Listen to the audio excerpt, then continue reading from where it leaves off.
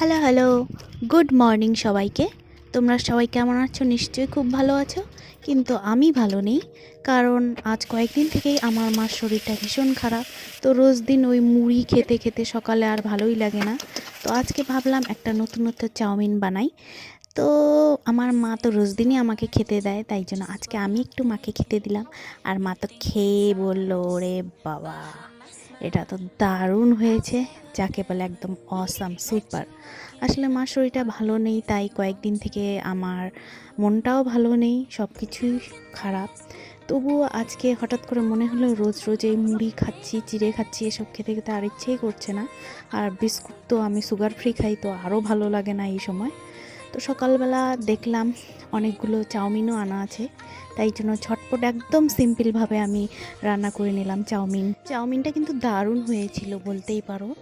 তো আজকের মতো ভিডিওটা এখানেই থাক, তোমরা সবাই ভালো থেকো, টাটা।